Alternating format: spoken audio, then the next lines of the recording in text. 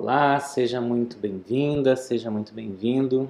Estamos começando a live aqui no canal Dr. Douglas Gomes, mastologista, e hoje o tema vai ser sobre câncer de mama HER2 positivo.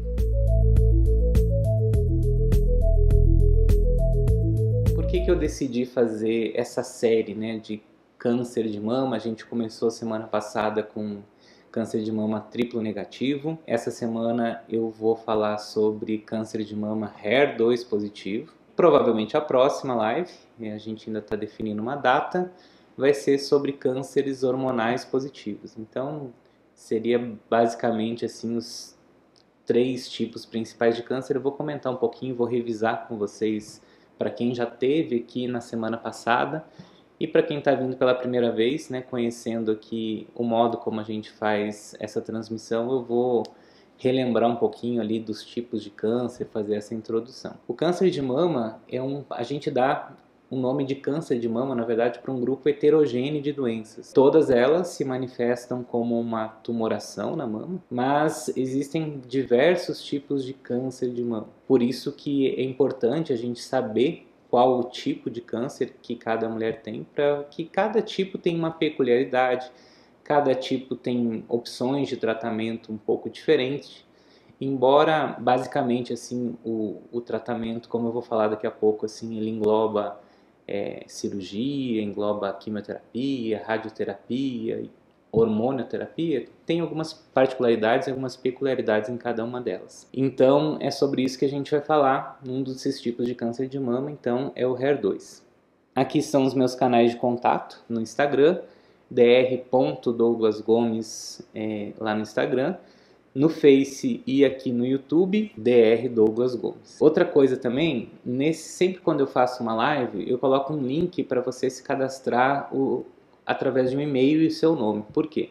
Porque alguns de vocês receberam um e-mail agora, uma hora atrás, Eu mandei um e-mail pessoal para cada uma de vocês dizendo que eu ia começar a live e que eu ia colocar no YouTube. Eu estou testando ainda várias plataformas para ver como que fica melhor essa nossa interação. Daí pergunto, por que eu não ponho uma live no Instagram? Por que eu não faço uma live no Facebook? Porque é um tema assim que olha um pouco denso, um pouco extenso, e às vezes as pessoas não ficam lá prestando atenção muito tempo, no Face, no Instagram, ou às vezes vem pessoas que não estão interessadas no assunto e às vezes acabam colocando muitos comentários que não tem muita pertinência para a hora. Então, quem realmente quer saber a respeito daquele determinado assunto, vai se inscrever e eu vou mandar um e-mail divulgando. Outra coisa é para mim ter um contato melhor com você. Por que isso? Porque quando você curte uma fanpage, assina o canal aqui, nem sempre o YouTube, o Facebook ou até mesmo o Instagram, eles te avisam. Eles avisam para uma porcentagem muito pequena das pessoas. E se você se cadastra com e-mail, eu tenho condições de te mandar. Ah, mas por que não manda pelo WhatsApp ou pelo Instagram? Porque são ferramentas que nem todos gostam de receber um WhatsApp de alguém que não conhece, ou tem algumas peculiaridades que talvez com o tempo, eu dominando essas ferramentas, eu possa criar algum grupo no Telegram, por exemplo, onde a gente possa interagir um pouco mais. Mas no momento eu queria que você cadastrasse realmente seu e-mail para que essa nossa troca de informações, esses meus avisos possam chegar até você com certa segurança. E o que eu vou abordar hoje? Tá? Essas principais perguntas aqui. O que é o câncer de mama? Certo? Quais são os tipos de câncer de mama? O que é HER2?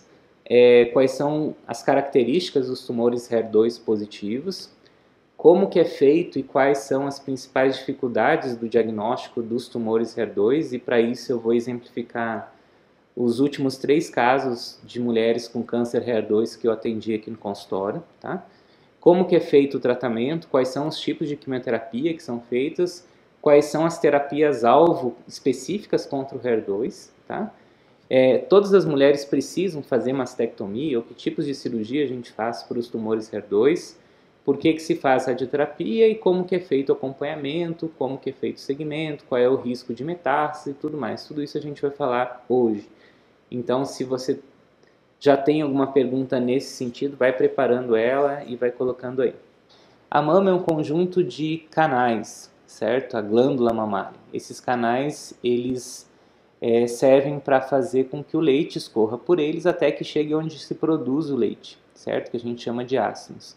Todas essas estruturas, basicamente, elas têm esse formato que a gente está vendo como se fosse um cano, certo? Um túnel, onde a gente tem uma dupla camada de células. As células mais de dentro desse túnel são aquelas que produzem leite, certo? E essas células mais de fora, né, elas na verdade são mais achatadinhas, são as que ejetam leite. Elas são parecidas com células musculares, assim, que empurram esse leite para frente. E nós temos aqui essa camadinha que se chama de membrana basal.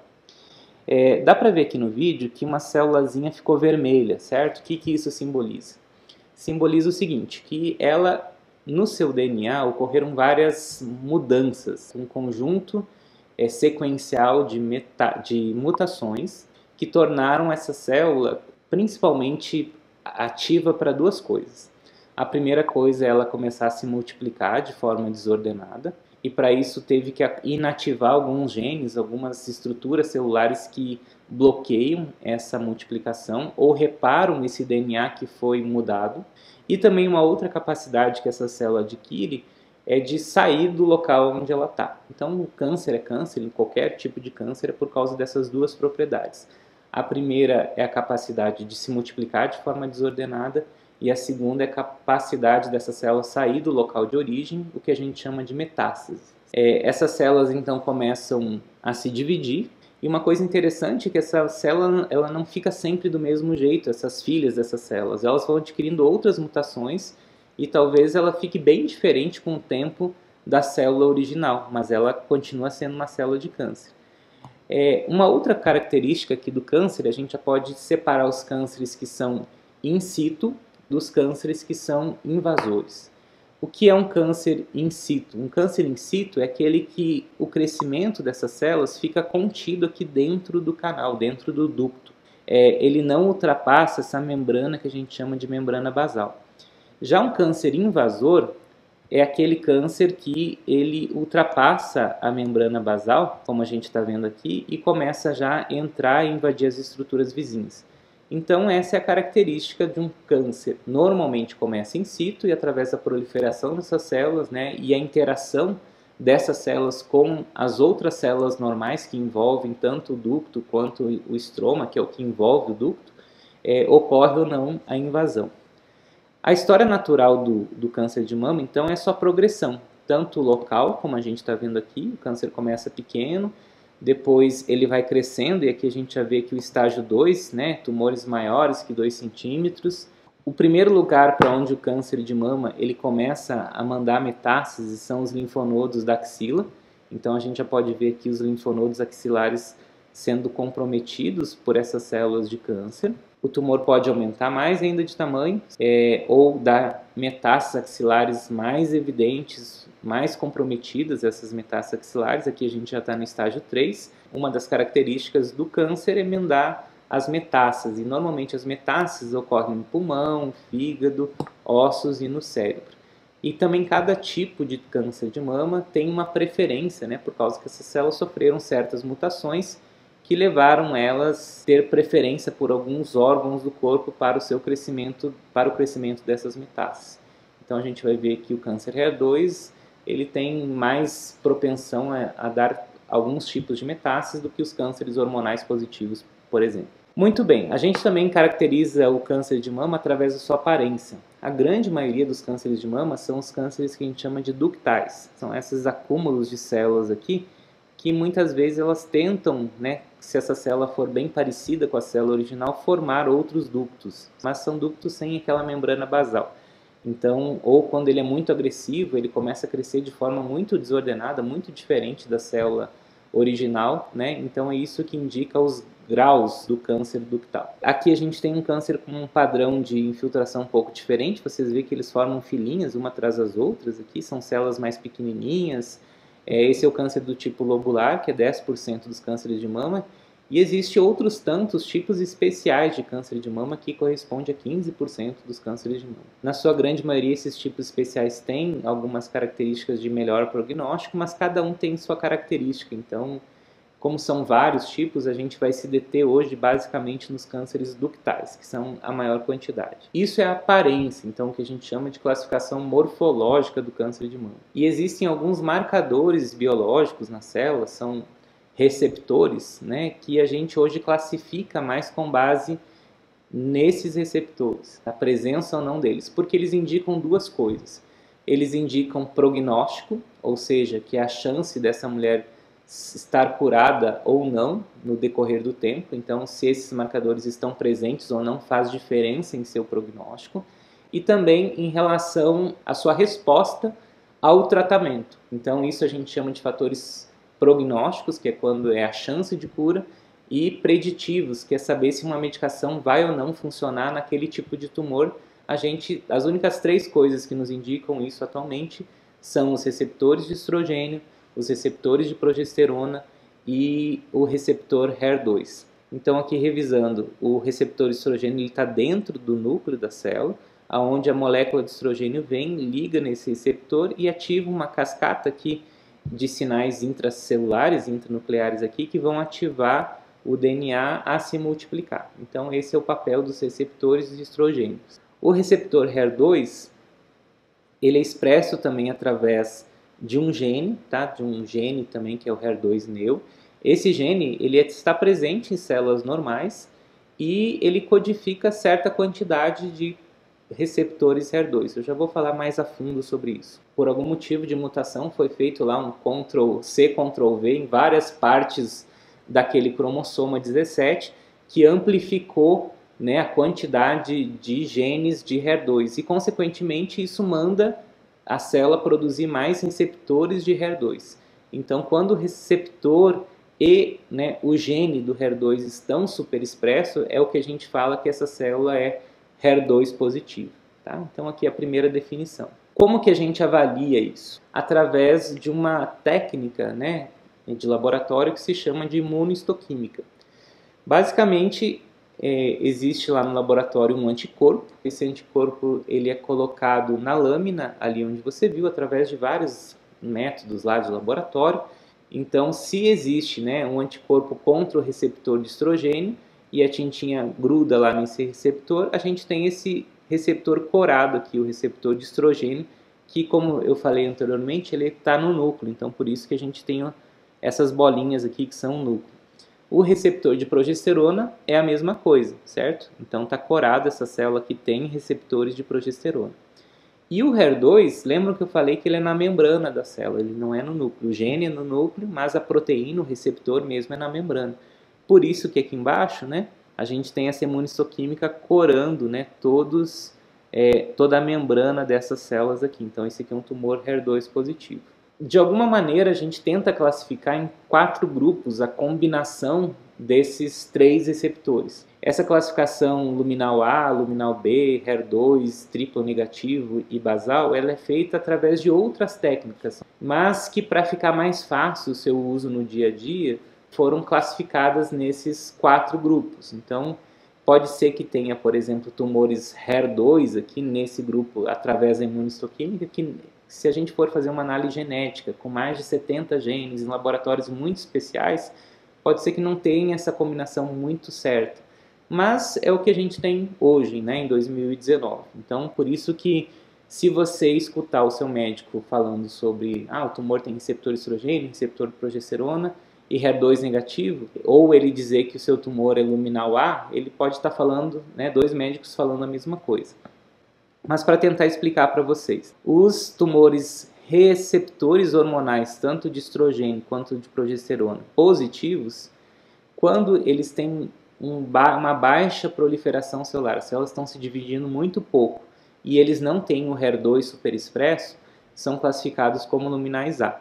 Quando as células do tumor têm receptores de estrogênio e progesterona e elas estão se multiplicando muito rápido, ou elas têm também o HER2 positivo, elas são classificadas como luminal B. Quando os receptores hormonais são negativos e a célula tem HER2 superexpresso, a gente diz que esse grupo de tumor é HER2 superexpresso, E quando não tem receptores de progesterona e estrogênio e não tem HER2, a gente chama de triplo negativo, onde 85% desses são basais, tá?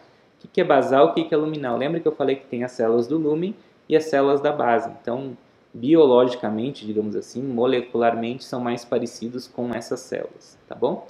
Sobre triplo negativo a gente falou semana passada e hoje a gente vai falar sobre os HER2 e os luminais B que são HER2 positivos. Não vou entrar especificamente na hormonioterapia, vou deixar isso para a live que a gente falar sobre tumores hormonais. Como eu falei, existe um gene. Então aqui um cromossomo, a gente tem um par de cromossomos, aqui está só um, se eu colocasse o outro aqui do outro lado, tá? Isso é para vocês entenderem o que eu vou falar daqui a pouquinho. Esse cromossoma codifica, ou seja, ele tem uma receita de certas cadeias de aminoácidos, certo? A ordem desses aminoácidos que vai formar essa proteína de membrana HER2. Quando existem várias cópias aqui, é que existe uma superexpressão de HER2. Eu estava tentando achar uma analogia, mas acho que todo mundo aqui sabe fazer bolo, menos eu. Mas eu imagino, né, que bolo vai o quê, né? Pelo menos que eu lembre, assim, da minha esposa fazendo bolo. No bolo vai farinha, no bolo vai, às vezes vai água, vai leite, vai ovo. Dependendo se o bolo é de chocolate, vai chocolate. E para fazer esse bolo crescer, não ficar que a gente chama aqui no sul de abatumado, não sei se lá para o norte chama assim, a gente põe o fermento. E normalmente quando você faz um bolo, você segue uma receita. Essa receita pode estar por escrito ou essa receita pode estar na sua cabeça. Mas vamos considerar que ela está por escrito. Então aqui a receita desse bolo, que seria, né, o receptor de HER2, ela está contida nesse gene. Pode ser que aconteça o seguinte, que aconteceu alguma mutação nessa receita, ou seja, partes dela foram tiradas, partes foram acrescentadas ou mudou-se a ordem ou a quantidade de ingredientes. E se você faz bolo, você sabe que isso faz muita diferença. Não vai dar o mesmo resultado. Digamos que é isso que aconteceu. Foi amplificado, digamos assim, né? Foram feitas várias cópias, digamos assim, digamos, do fermento. Colocou, em vez de colocar uma colherzinha lá de fermento, colocou várias colherzinhas de fermento. Então isso quer dizer que foi feita uma hiperexpressão aqui, né, desse HER2. Por algum motivo foi feito mais, esse bolo cresceu demais, e daí isso aqui, em vez de ser milhares de cópias, foram milhões de cópias de HER2, tá? Então, para você ter ideia, assim, a relação entre uma célula de câncer HER2 e uma célula normal, a célula de câncer HER2 tem 100 vezes mais receptores HER2 do que a célula normal. E para que serve esse receptor HER2? Nós temos uma família de receptores HER. A gente tem o HER1, o HER2, o HER3 e o HER4. Eles são como se fossem antenas que ficam ali na célula captando alguns sinais, né, daquele microambiente celular, e esses sinais eles são captados pelo HER1, o HER3 e o HER4. Mas para essa célula colocar esse sinal lá para o núcleo, que é quem realmente interage e comanda através do DNA, é preciso que esses outros receptores que têm os sinais, deixa eu voltar ali para você ver, né? Tá vendo aquela bolinha que estão os sinais, é captado aqui por esse aqui que é o HER3, se eu não me engano. Então ele precisa se unir a um HER2 para que essa informação seja transmitida até o núcleo. Então, quanto mais HER2 disponível para essa interação, maior é a quantidade de sinais que são mandados para dentro do núcleo. E que sinais são esses? Daí você vai entender o porquê do HER2, certo? Esses sinais são de proliferação, ou seja, de multiplicação, de invasão e de sobrevivência dessa célula. Células normais precisam disso em determinada hora. Por exemplo, se você se corta, o processo de cicatrização ele envolve, né, sinalização de que precisa crescer as células dali, elas precisam sair muitas vezes do seu local para ir lá e reparar esse tecido.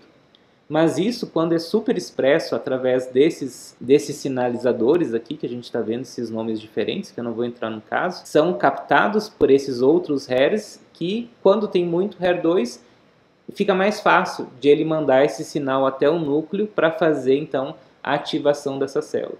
E a célula de HER2, por ter esse monte de anteninha, ela capta qualquer sinalzinho que capta ali, ela, né, já manda esse sinal através dessa dimerização, que é essa união com os outros HERs, para dentro da célula. Então, basicamente, essa é a função do HER2. Existe uma função normal, mas no câncer de mama, como tem muito, né, HER2, isso é super valorizado, digamos assim, né? Um sinalzinho pequeno, ele já dá uma cascata de efeitos muito grande. Então, esse é o problema dos tumores HER2 positivos. Como que a gente sabe se uma célula de câncer tem ou não HER2? A gente tem basicamente dois testes. O primeiro teste é a imunistoquímica, que eu já falei para vocês, que a gente gradua, e isso é para ensinar vocês a ler um laudo de patologia, por exemplo. 0 é quando não tem HER2 superexpresso, 1 tem um pouquinho, 2 até algumas células tem, mas é uma marcação muito fraca, muito tênue, não contínua. A marcação de 3 cruzes aqui é aquela que, né, a grande maioria das células tem uma marcação forte, contínua, e a gente só considera HER2 positiva essa célula quando realmente está assim. Quando está 0 e 1, a gente diz que é negativo, porque, como eu já falei, células normais podem ter um pouquinho de HER2. E quando é 2 cruzes, mas será que está superexpresso? Será que não está? A gente tem que fazer um outro exame.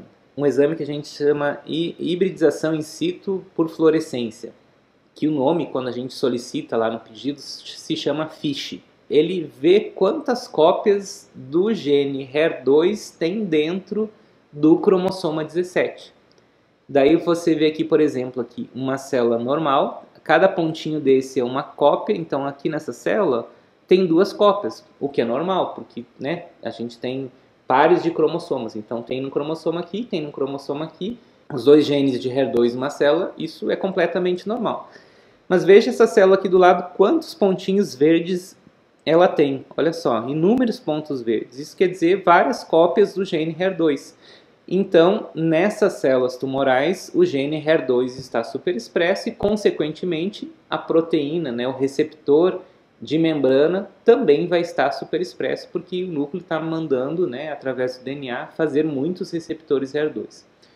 E daí você pergunta, por que então não faz sempre o FISH ao invés de fazer a imunistoquímica? Porque a imunistoquímica é mais fácil de fazer, é mais disponível, é mais barata, né? Então a gente avalia, grande parte das vezes a gente consegue resolver, né, se um tumor é HER2 ou não positivo através da imunistoquímica, que eu mostrei anteriormente. A grande maioria ou é negativo ou é 3 cruzes, ou é positivo. Uma minoria é 2 cruzes que a gente precisa então indicar fazer esse exame de FISH. É um exame que demora um pouquinho, muitas vezes vai para, né, a capital do estado, porque são laboratórios muito especializados para fazer isso. Então, é por isso que a gente pede o FISH, para ter realmente certeza que o seu tipo de câncer ele tem o HER2 superexpresso. Mas e o que isso quer dizer na prática? O que isso tem a ver comigo? Isso foi descoberto em 1987, essa relação entre HER2 e câncer de mama de uma forma mais clinicamente relevante. Então, em 1987, eles descobriram 3 coisas que ainda são válidas até hoje. Que 15 a 20% dos cânceres de mama, eles são HER2 positivos. Então, uma quantidade relativamente grande, né, de tumores HER2 positivos.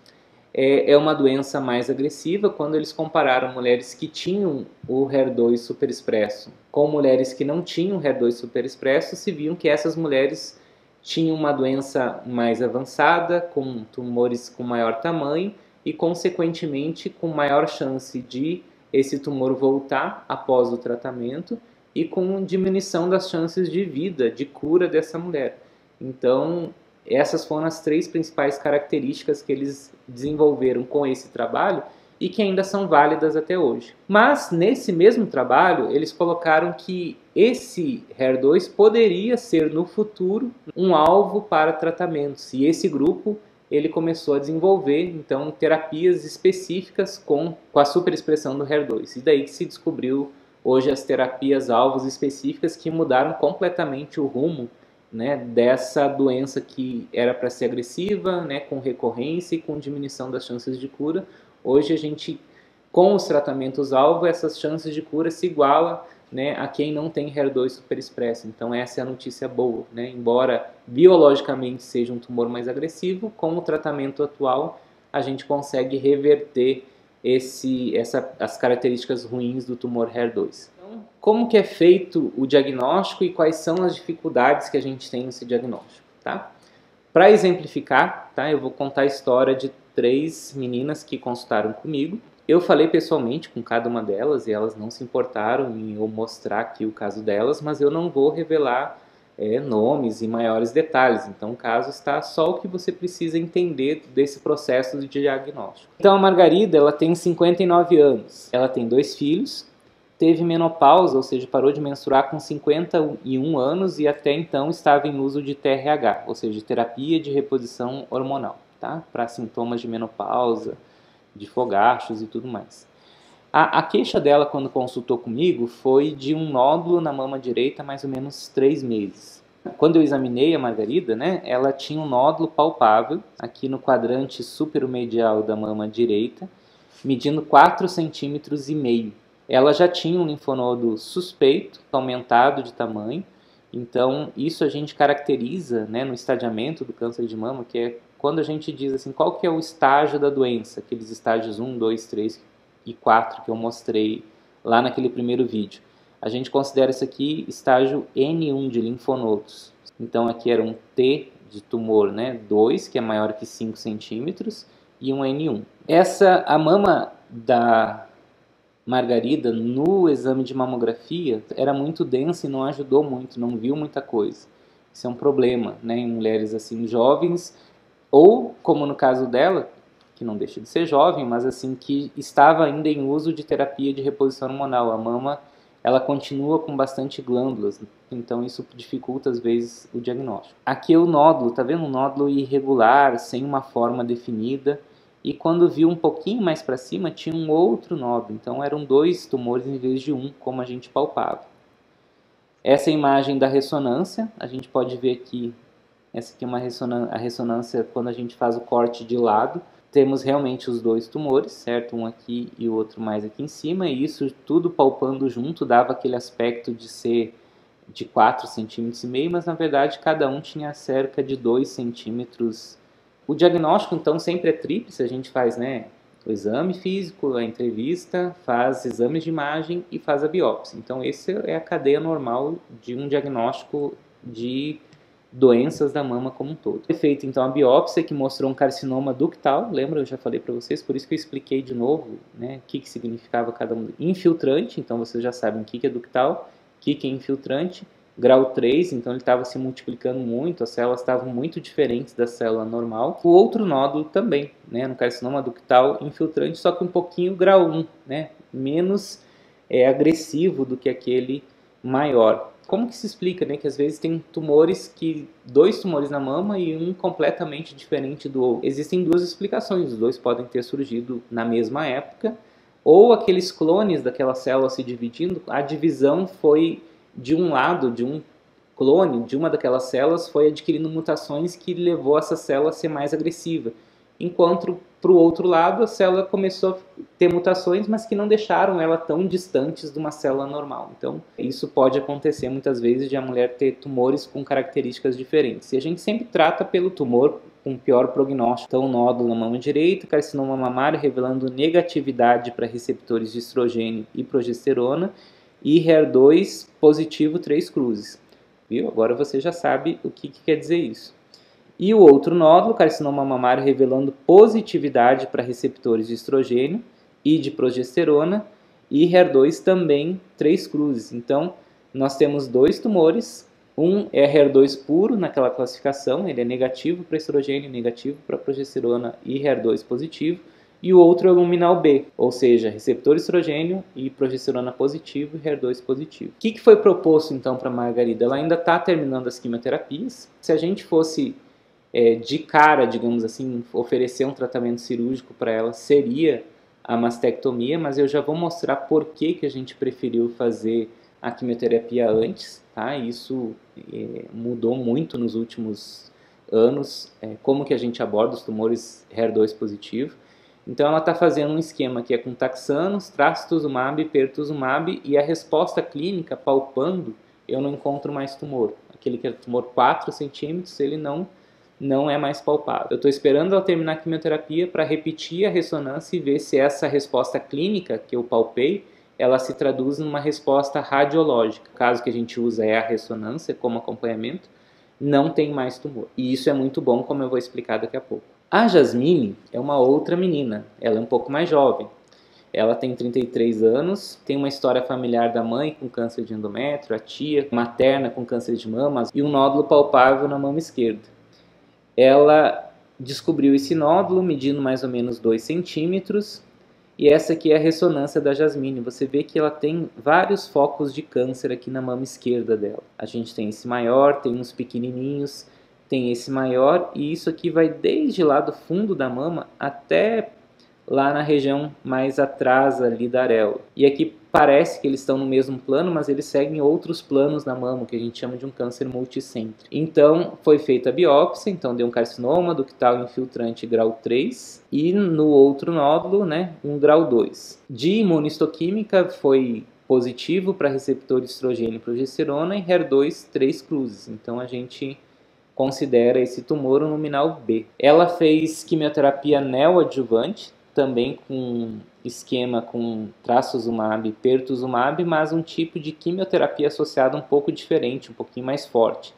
E aqui vocês veem o que é uma resposta radiológica completa, certo? No outro caso eu falei que era uma resposta clínica, essa aqui é uma resposta radiológica, ou seja, aqui era a ressonância anterior, né, no momento do diagnóstico, e essa é a ressonância após o tratamento com quimioterapia neoadjuvante, ou seja, antes da cirurgia. Então, houve uma resposta completa, sumiu todo o tumor da Jasmine. E isso é muito bom. Eu tive que fazer mastectomia nela por causa desses tumores em vários locais da mama. E aqui a gente tem uma outra definição, que é a resposta patológica completa, ou seja, naquela mama que eu retirei, que tinha o tumor que desapareceu na ressonância, eu mandei analisar toda essa mama e nessa mama não veio mais nenhum resquício de câncer, e isso a gente chama de resposta patológica completa. Por último, eu vou falar da Magnólia, tá? A Magnólia também tem 33 anos e a Magnólia estava grávida no momento do diagnóstico, ela estava com 18 semanas de gravidez. Tinha uma tia materna com câncer de mama bilateral e ela percebeu um nódulo na mama esquerda e esse nódulo tinha crescimento progressivo. O nódulo da Magnólia, não Jasmine, tinha 8 centímetros e a axila já com linfonodos aqui clinicamente já comprometidos. Então, esse já é um estágio bem avançado do câncer de mama aqui, né? 8 centímetros com axila clinicamente positiva. Era muito difícil de examinar a mama dela e a gente, por causa da gravidez, não podia fazer muitos exames, que nem a gente gostaria. Inclusive a ressonância a gente não conseguiu fazer por causa da gravidez. Mas a mamografia e o ultrassom também eram um pouco discordantes. O ultrassom mostrava um nódulo maior, a mamografia uma área menor, então, mas na palpação concordava mais com o ultrassom. A biópsia também mostrou um carcinoma ductal, infiltrante grau 2, e essa é a imunistoquímica, carcinoma revelando negatividade para receptores de estrogênio e progesterona, e você viu ali que o HER2 foi 2 cruzes. E por causa disso, né, a gente teve que fazer aquele exame que se chama de FISH, que eu expliquei para vocês. Que depois de um tempo, né, depois de uns 30 dias mais ou menos, veio positivo, ou seja, ela tinha realmente um HER2 superexpresso. E daí você está curioso, e pode fazer quimioterapia, esses tratamentos durante a gravidez? A quimioterapia pode, tanto que ela fez. O que a gente não poderia fazer na gravidez é a terapia-alvo contra o HER2. De comum acordo com um obstetra, essa gravidez foi adiante, até o 8º mês por ali, o nenê está bem, já nasceu. O parto foi antecipado um pouquinho por alguns motivos obstétricos, nada relacionado ao câncer. E assim que terminou, né, que o parto foi realizado, ela recuperou, a gente conseguiu associar essa terapia-alvo com trastuzumab e pertuzumab, que eu já vou falar o que é isso. E aquele tumor que eu palpava de 8 centímetros, agora ele me diminuiu para 4 centímetros. Tá? Isso com poucos dias de terapia-alvo, para você ver o quanto que isso muda o tratamento do HER2. Então, se a gente fizer um resumo desses 3 casos, a gente pode ver algumas características biológicas dos tumores HER2 que aquele grupo lá na década de 80 já tinha visto através do estudo deles, que são mulheres um pouco mais jovens. Esses tumores normalmente são encontrados já palpáveis, são extensos, né, e a gente às vezes tem que olhar na ressonância para ter certeza da extensão deles. Muitas vezes eles são associados a um componente in situ, ou seja, cânceres dentro do canal de Leydig, e eles respondem muito bem à quimioterapia e à terapia-alvo, tá? Levando a resposta tanto clínica quanto patológica. Então essa é a característica então principal dos tumores HER2. Como que é feito então o tratamento? O tratamento classicamente é com cirurgia, quimioterapia mais terapia-alvo e radioterapia, e a hormonoterapia depende. Se seu tumor é o luminal B, que tem receptores hormonais positivos, vai fazer a hormonoterapia. Se você for aquele grupo HER2 puro, que é receptor negativo, HER2 positivo, não vai fazer esse estágio da hormonoterapia. Atualmente, a gente tem tentado fazer mais a quimioterapia antes da cirurgia, por vários fatores que eu já vou explicar. Principalmente quando o tumor ele tem mais de 2 centímetros, é quase hoje assim, uma regra dentro da oncologia que a gente faz para tumores HER2 a quimioterapia com terapia-alvo antes da cirurgia. Tá? Depois da cirurgia, depois a radioterapia e depois de novo a terapia-alvo, que pode ser feita até concomitante com a radioterapia e com a hormonoterapia, que não coube aqui o verdinho, mas se for o luminal B, vai fazer junto à hormonoterapia. Então, qual que é o objetivo geral da quimioterapia? É atingir as células tumorais que já saíram ali da mama, e também as da mama, mas o objetivo maior da quimioterapia são as micrometástases, pedacinhos ali do tumor, células que já saíram dali, e a quimioterapia ela age nas células em divisão. Então, quanto mais essa célula está se dividindo, mais ação a quimioterapia tem sobre o tumor.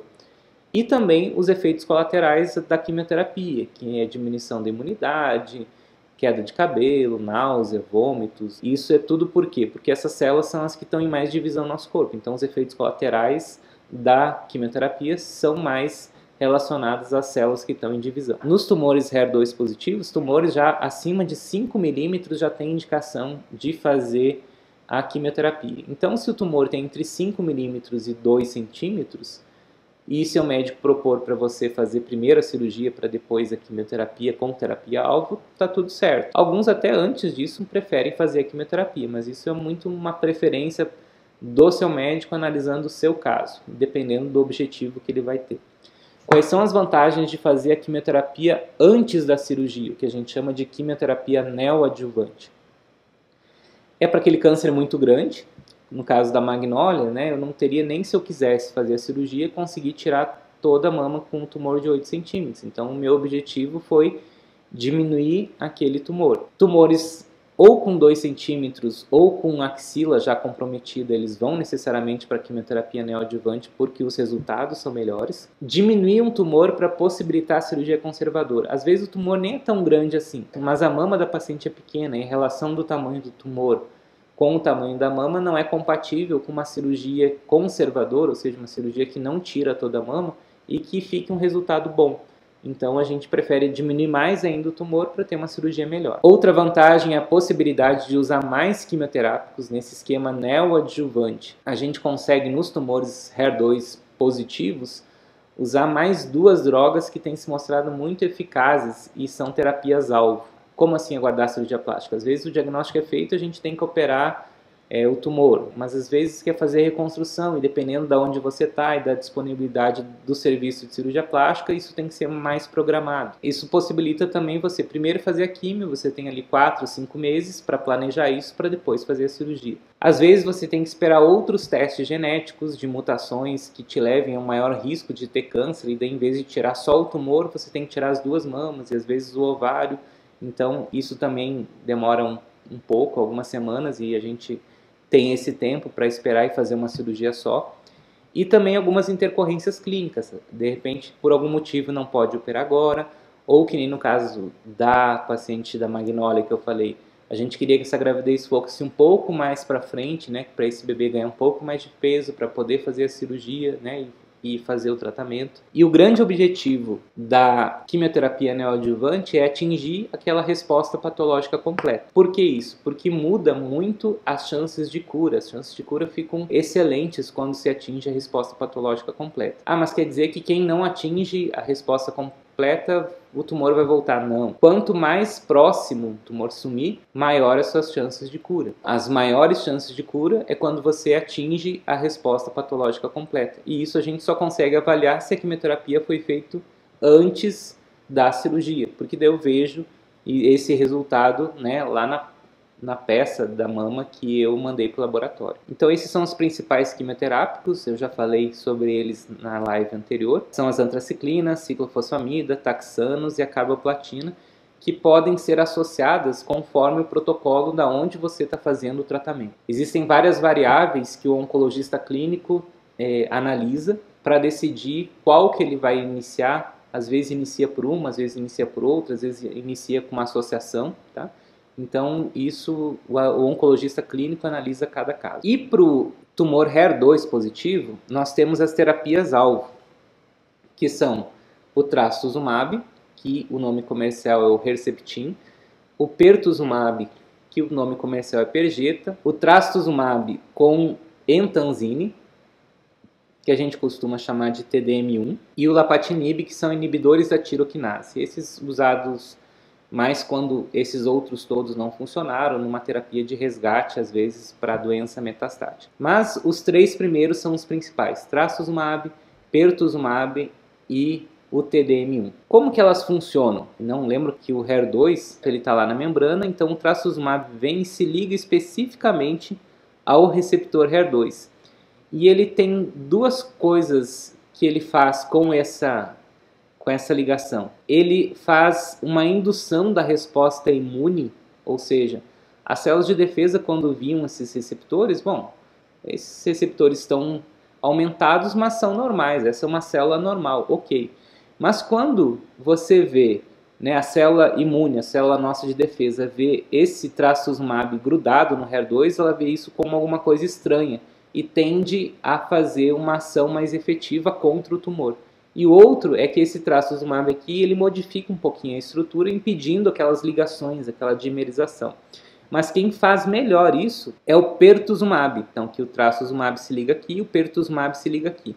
E o pertuzumab inibe a ligação do HER1, do HER3 e do HER4 com o HER2, e isso impede a sinalização intracelular para aquela proliferação, invasão, de migração da célula para outros locais. E uma outra droga, que é o TDM1, trastuzumab com entanzine, é um trastuzumab, mas esse entanzine é um quimioterápico. Então imagina que é uma droga-alvo com uma quimioterapia carregada. Então, quando se liga o trastuzumab no HER2, esse entanzine entra para dentro da célula e ele impede a divisão celular, tá? E ele acaba induzindo essa célula à morte.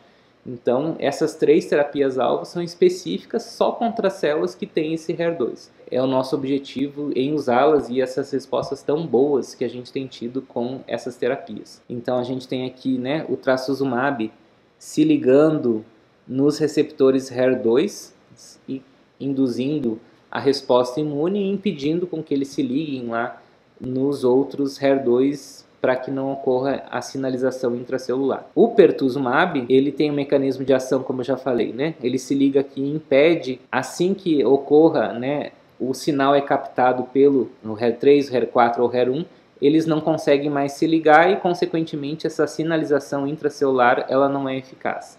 Então, esse é o mecanismo de ação do pertuzumab. E o entanzine com o trastuzumab, o TDM1, ele vai lá e atinge as células, fazendo com que a célula se ligue, né, no receptor, o entanzine, o trastuzumab, essa célula coloca essa droga para dentro e a droga vai lá e induz a morte da célula. Essa é a função desse tipo de quimioterapia. Os esquemas assim mais utilizados, só para dar como exemplo, né, a gente pode usar o AC, o A é a quimioterapia vermelha, né, que são as antraciclinas, com ciclofosfamida, depois você usa o Taxol com pertuzumab e mais o trastuzumab, isso na neoadjuvância.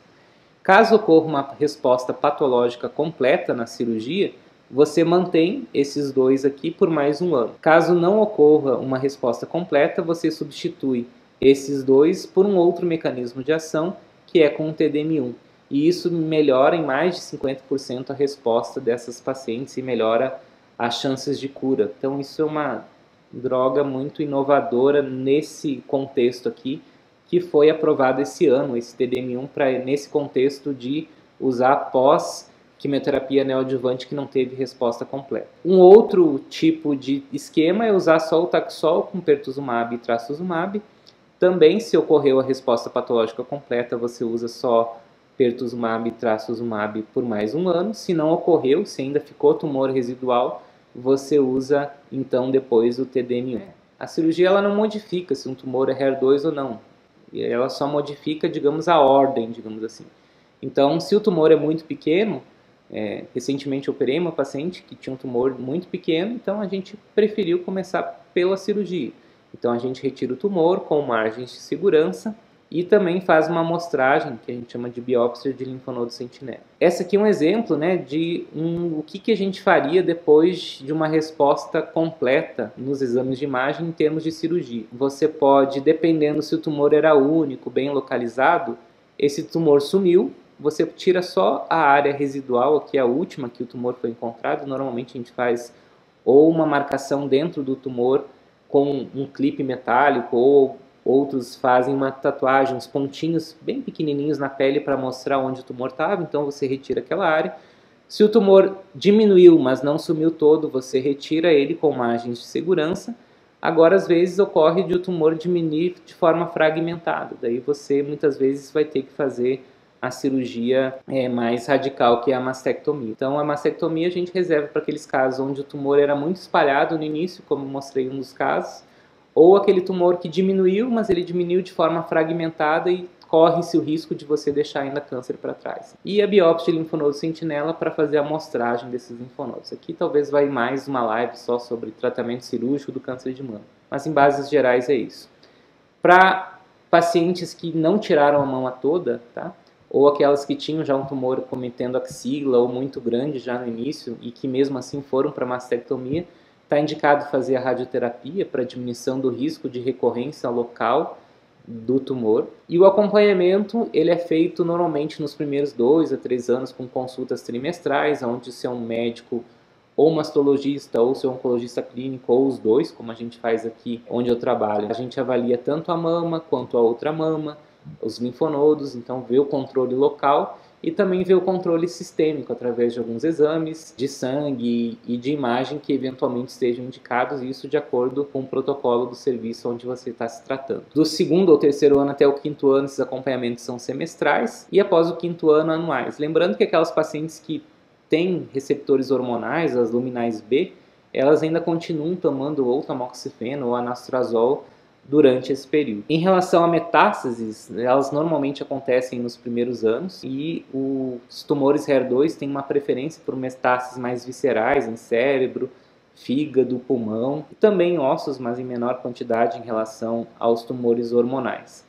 Em relação à prevenção, tanto pacientes que querem se prevenir de ter um câncer de mama, quanto aquelas que já tiveram um câncer de mama e desejam que esse câncer não retorne, grande parte, né, dos fatores de risco para câncer de mama tem a ver com o estilo de vida, né? Então, a nutrição é muito importante, a alimentação o mais natural, orgânica e integral. E se você não sabe como fazer isso, o ideal é você procurar uma nutricionista, e de preferência uma nutricionista que tenha uma formação em oncologia. Então aqui na clínica a gente tem, né, a felicidade de ter uma nutricionista que faz toda essa parte de nutrição, tanto durante o tratamento quanto o pós-tratamento, o que você vai comer, de que forma você vai comer, como que fica a sua composição corporal. Então tudo isso um profissional de nutrição pode te ajudar. Atividade física, estudos mostram assim que o risco de recorrência diminui muito em mulheres que praticam atividade física regular, tá? E uma atividade física que faça cansar, digamos assim, que faça seu coração acelerar, que você sue. Então, quanto mais intensa essa atividade física dentro das suas possibilidades, condicionamento físico, melhor é para diminuição da recorrência e aumento das suas chances de cura. Então, faça atividade física. Não fumar, não ingerir bebida de álcool em excesso ou de preferência em nenhuma quantidade. Controle de estresse. Então, hoje em dia a gente sabe que a relação entre estresse, né, e as doenças crônicas são muito fortes. Também a qualidade do seu sono, quanto você tem dormido um sono de qualidade, um período de horas entre 7 e 8 horas, um sono restaurador. Isso faz com que os mecanismos de reparação do seu DNA comecem a funcionar bem. Então é muito importante que você tenha noites de sono bem dormidas e ter relacionamentos saudáveis, tanto relacionamentos saudáveis com a sua família, com seus amigos, com os colegas de trabalho. Se você já teve câncer, você sabe que muitas das coisas têm um ressignificado após o tratamento, né? Você começa a valorizar muito algumas coisas que talvez você não dava muita bola antes. E também a questão espiritual, né? A espiritualidade faz muito bem para o nosso estilo de vida. Então, de alguma maneira, tente exercer a sua espiritualidade. Então, agradecer vocês, agradecer pela presença, agradecer porque vocês ficaram até o final. Espero que as informações que eu compartilhei aqui com vocês sirvam, às vezes, ou para você, ou para algum familiar, ou algum conhecido que está passando pelo problema de câncer de mama, especificamente na live de hoje, tumores HER2 positivo. Como eu já falei, me siga nas redes sociais, tá? Para você ficar informado, né, de quando que eu vou postar um novo vídeo, de quando que vai ser uma nova live. Fique atento aos e-mails que eu te mando. Às vezes, não, mas eu não recebi, ou não coloca ele lá no spam, porque senão você não recebe mais, tá? Ou veja se ele não está lá no spam. Porque eu sempre vou informando, pelo menos 1 ou 2 vezes por semana eu vou te mandar um e-mail dizendo o que está acontecendo de novo aqui nos nossos canais. Uma boa noite e até a próxima. Obrigado, um abraço.